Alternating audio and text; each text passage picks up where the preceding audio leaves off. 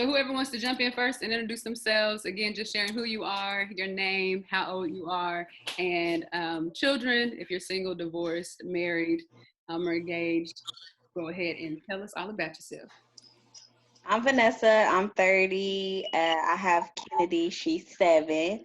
Currently, I'm in school getting my bachelor's in social work, but right now I'm a program coordinator for a program called Youth Advocate Program. Yeah. Oh, I'm single. Single. My name is Ashley. I'm 30 years old. I have 2 beautiful Black boys. They're 4 and 2 years old. I'm a teacher. I'll be teaching 3rd grade next year. And I am married and been married for 3 years. Okay. My name is Sierra, and I'm 31. I don't think I've ever said my age out loud since I've been 31, so I kind of feel some type of way about that. But I have 3 boys. Tommy is 6, Tyson is 5, and Tobiah is 1. I'm married. I've been married for 8 years, and my background is in exercise science. That's my degree, but I've been at home with all of our kids since we moved, so it's about 5 years ago. My name is Brooke. I am 30. I was about to say 31. Lord, don't give me another year just yet. I am 30. I have 2 kids. Briley is 7. My son's name is Braylon, but we call him Gator, and he is 2. I am engaged. My background is education, but I took a break from teaching. So right now I'm just being a coach at ADT. I am Lavina. I am 28 years old. I have 2 beautiful children. My daughter her name is Amaris. She is 4 years old. And my son's name is Emmanuel, and he actually just turned 1. I am married. I've been married for 5 years. And I am an actress, and I'm also a co-host of a local podcast here. Nice. The first question that we have, with the stereotypes of just being a baby mama, that I quickly, didn't ask for. I know that may not necessarily be like your story or your narrative at this point, but my question for you guys is, what stereotypes have you had that have been attached to you? And of course, with no those stereotypes, again, not having to be placed on you, but someone else placing them there. What stereotypes have been placed on you that have kind of tried to prevent you from pursuing your dreams, your goals, your aspirations, from just being a good mom? What stereotypes have you had to kind of deal with as you have walked this journey of being a mom? I have been with Bryson for 9 years, and so I got pregnant with Briley when I was in college. And I used to hear a lot of people telling me, like, is the dad going to be in the life, or are you guys married? So that's the only downfall that I really dealt with. I'm still not married, but I'm not rushing it. I want to do it when I feel like it's the right time, not just because everybody else wants me to do it. So that's what I dealt with. So even for the women that are married, how quickly did you have to have kids right after, right? Like, you got married, and how many people asked you, like, when you gonna have kids? When you gonna have kids? Like, what were some of the labels that were placed on you just because you got married? Well, for us, we had Maddox before we got married, and Mason was like actually wedding night accident. But like people still like, they always ask, are you gonna have a girl? When are you gonna have another one? Blah blah blah. And I'm just like, we don't have to keep popping out kids right now. And if we talk about stereotypes, I hate the stereotypes of what a woman should be doing, especially like a working woman and a woman that is married. Like, you have to work, have to do all the duties of like what the mother should be doing, plus taking care of the house. Like, it's constant and it's exhausting. And so Zach, my husband, is a really good helper, and everybody's like, oh, he helps, blah blah blah. Like, how come it's not socially accessible yet for people to understand that this is the husband's job too. Like, it shouldn't all be placed on the mother. So I constantly have to have conversations with people. Like, it shouldn't be surprising that I have help, or it shouldn't be surprising that I say I don't want to have all these responsibilities. He is supposed to help, if that makes sense. Mm-hmm. Yes. So I deal with kind of that, like your role as a mom and a wife and what it's defined to be. I definitely agree with you, Ashley. For me, as far as stereotypes go, I have a little bit of an interesting situation. Like, my husband and I got engaged when I was 19. We did not get married until 4.5 years later. And in that, my husband also had a child when we met. He already had a child with someone. So I was not only agreeing to get married, but I was also agreeing to be a mother at pretty much 19 when I said yes. So then, obviously, him and the mother of my other son, I did not birth, they have a different type of relationship situation. So it's a little bit different for me to understand. And it wasn't until I actually had kids, because we didn't have kids. We had kids similar to Ashley. My daughter was conceived wedding night. So we had her after we were already married. And it wasn't until I had my daughter that I began to understand how to empathize and sympathize with my husband's mother of his first child. So even within that, to what Ashley said as well, there is this thing that I realized, like, for me, I'm a creative. So when I went to college for theater performance. That was always my dream. I was like, oh, I want to be an actor. Once I had my daughter, or once I got pregnant, there's kind of just like this innate thing as women and as moms where we're like, okay, well, now I need to nurture, I need to give, I need to provide, whether there is a man in the picture or not, because I also come from a single parent home. My mom's been a single parent my whole life. So with that being my background, I immediately was like, okay, well, I need a 9-to-5 job. I need to put my dreams on hold.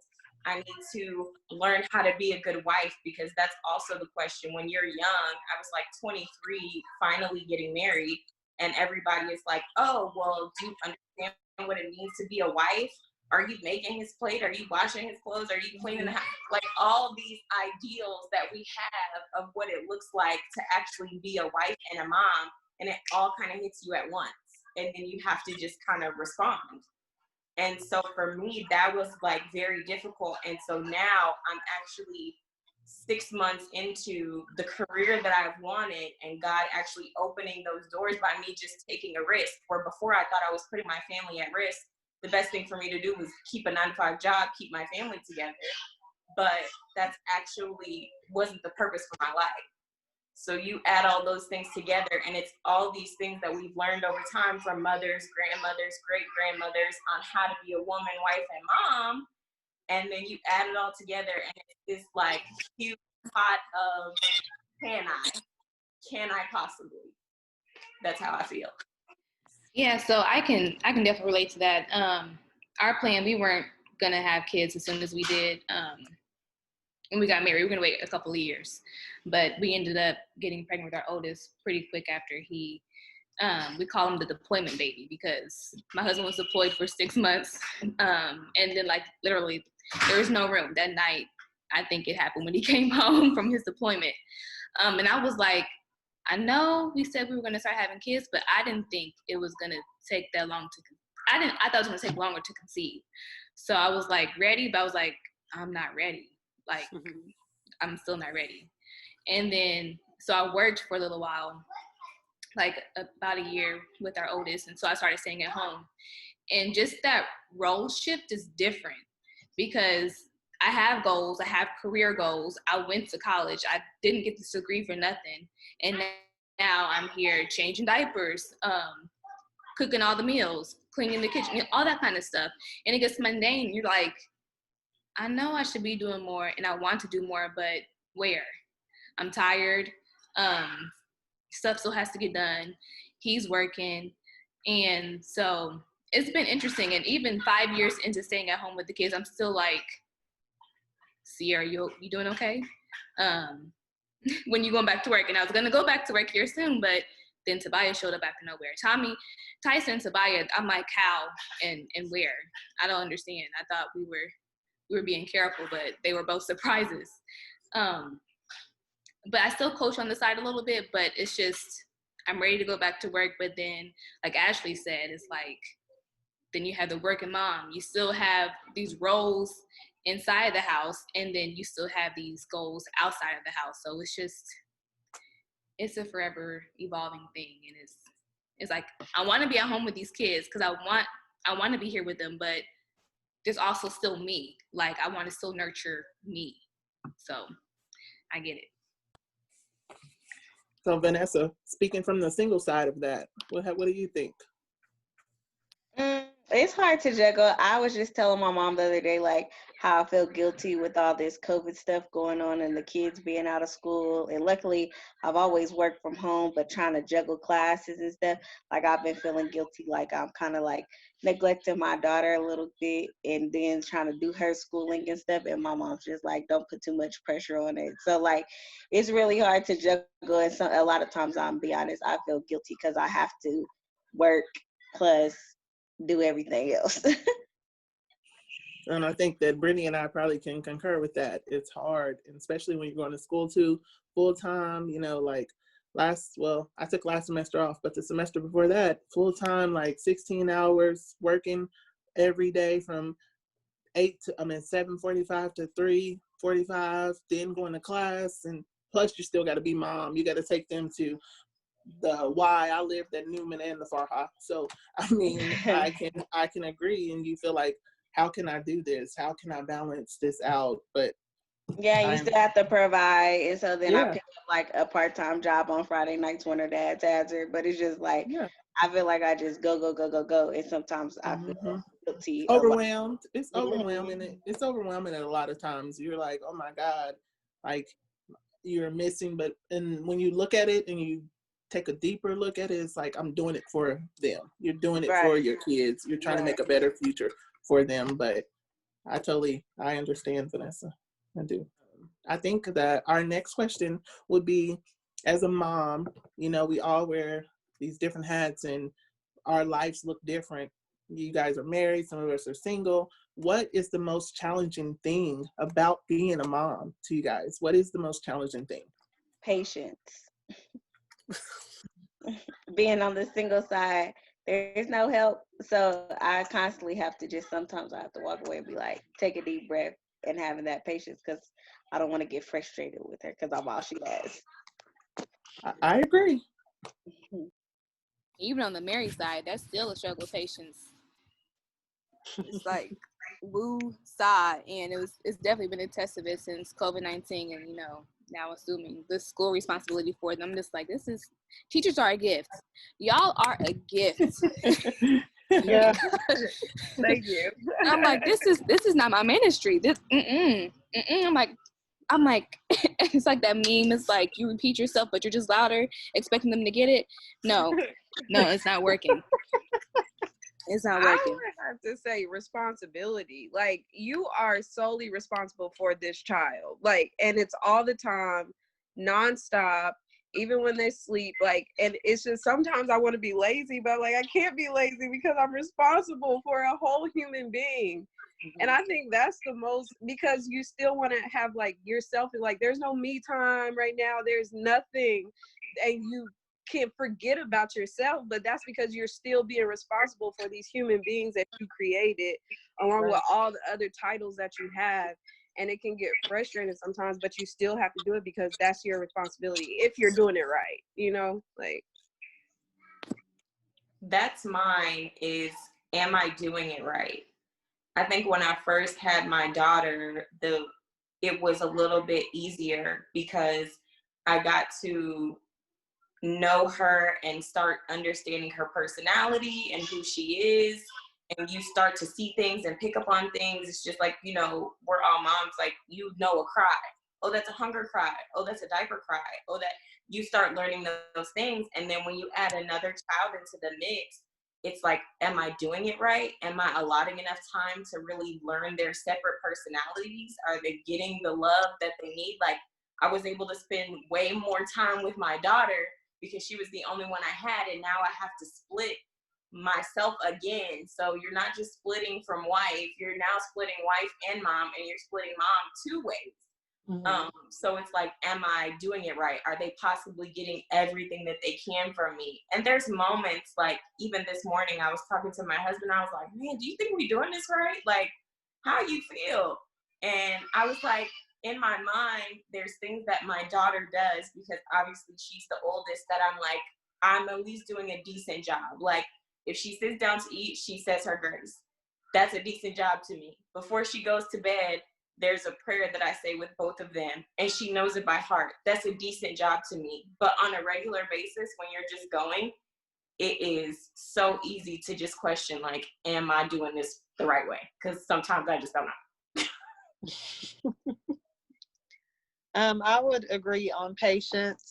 As I said before, I did take a break from the little people. I love them dearly, but sometimes it was hard. So I didn't want to make it to where I was so frustrated coming home from work that I didn't want to be around my own babies and give them the love they deserve. So that's why I took a break for a little bit. I applaud teachers. I miss y'all. I miss all. You too. With me having Briley and Gator, I will say I'm tougher on Briley, but that's because I'm a woman. And then Bryson is tougher on Gator because he's raising Gator to be a man. So even though they have the same equal love that mommy gives them, it is different. You know what I mean? You hear often it's different having a son. Like a mother's love for her son is different, but that doesn't mean that a mother loves her daughter less. It's just it's different. My daughter is a princess, and then Gator's just rowdy. You know what I mean? But again, with the responsibility, I'm sitting in the closet now because he's asleep because I got to monitor his asthma. But it's a part of being a mom, and I don't take any of it for granted. Yeah, Brooke, I completely agree with everything you said. Like, luckily mine are a little bit older to where now they can manage some things on their own, but raising my son versus raising the girls is completely different. The way I am for my girls, because just like you said, I am a girl. I know how this needs to go. I know what path you need to walk down, or I so thought, and so I kind of can navigate you through this. I can help you through this. But with my son, the love that I give him is, it's a little tougher sometimes, or I'm a little bit more harsher on him with things that, he deals with at school, being an educator. Like, I see it firsthand how he can quickly be, stereotyped, as we talked about before. And so I completely agree with all of you ladies. I think as women, we juggle so many things, and I think sometimes we forget that we need these times to kind of just decompress. Even if we hiding in a closet or something, like if it's in the bathroom, lock that bathroom door, y'all. Like, give yourself those few moments just to, take a breather, because I feel like Ashley was saying, like, and Vanessa, like, we're always on the go. Like, it's always from the next hat to the next thing, to the next thing, to the next thing. And when I look up, I haven't thought about myself, like, golly, Brittany, are you okay? And am I okay? So I really had to find myself time to really just check in with myself and really just be like, yo, okay, I'm not okay. Let me call Breezy. Let me call my mom. Let me call, my cousin, and let's just talk really quickly. But